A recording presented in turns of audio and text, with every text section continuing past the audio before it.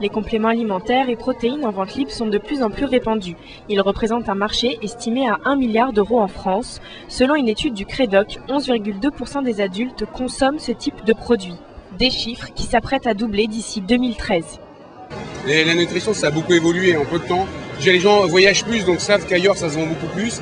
Même si le marché français reste un des plus petits marchés, en Europe, ça se développe énormément. C'est en pleine phase ascendante. Je pense d'ici à 5 ans, ce sera vraiment à maturité, quoi. Ces substances qui se vendaient en petite quantité s'achètent désormais par kilo. Il faut non seulement répondre à une forte demande, mais aussi à une cible de plus en plus large.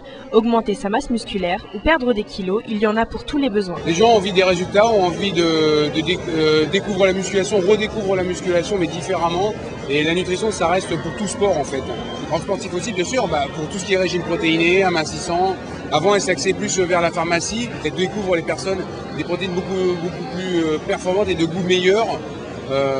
Dans le milieu de la musculation et permettent d'utiliser d'autres produits en fait que les produits de bas de gamme pharmaceutiques qu'on peut trouver, quoi. Des rayons entiers sont destinés à la vente de créatine et une bonne partie des visiteurs s'y arrêtent. Ce complément alimentaire, le plus utilisé au monde, est consommé pour la prise de masse musculaire. C'est des produits qui ont une certaine efficacité. C'est attirant quand même. Comme je fais beaucoup de sport, je vais m'y mettre. La fatigue d'une journée de travail, si après on fait du sport, pour quand même tenir physiquement et puis moralement.